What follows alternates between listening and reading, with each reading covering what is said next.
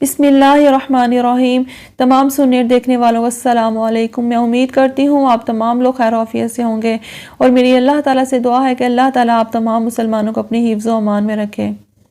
بخاری اور مسلم کی ایک حدیث ہے، آپ صلی اللہ علیہ وآلہ وسلم سفر میں تھے تو آپ نے ایک شخص کو دیکھا، کچھ لوگ اس پہ سایہ کیے ہوئے تھے اور لوگ اس کا خیال کر رہے تھے۔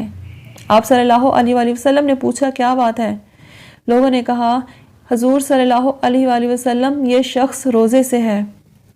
تو آپ صلی اللہ علیہ وآلہ وسلم نے فرمایا سفر میں روزہ رکھنا کوئی نیکی نہیں ہے، یعنی تم ایسے نڈھال ہو جاؤ یا ہلکان ہو جاؤ کہ تمہیں کچھ ہوش ہی نہ رہے، ایسا نہ ہو ایک فرض کی ادائیگی تمہیں دوسرے فرض سے روک دے۔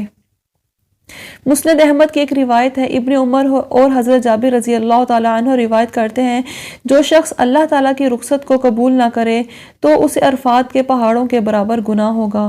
ایک اور حدیث میں آتا ہے، جس طرح اللہ تعالیٰ یہ پسند کرتے ہیں کہ اس کے فرائض کو ذمہ داری کو قبول کیا جائے، اسی طرح یہ بھی پسند کرتے ہیں کہ اس کی دی ہوئی رخصتوں سے بھی فائدہ اٹھایا جائے۔ تو اللہ تعالیٰ نے جو چیزیں جائز قرار دے دی اور پھر ہمارے لیے پسند کر لیا، ہمیں بھی چاہیے کہ ہم ان سے فائدہ اٹھائیں۔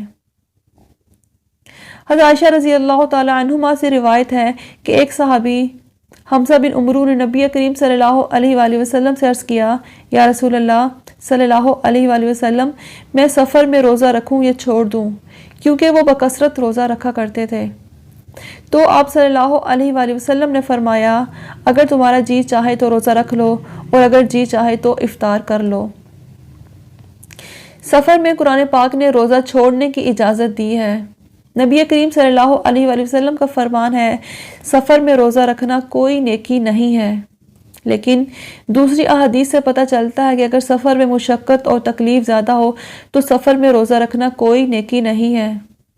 اللہ نے ہمیں اجازت دی ہے، سفر میں آپ روزہ رکھ بھی سکتے ہیں اور چھوڑ بھی سکتے ہیں۔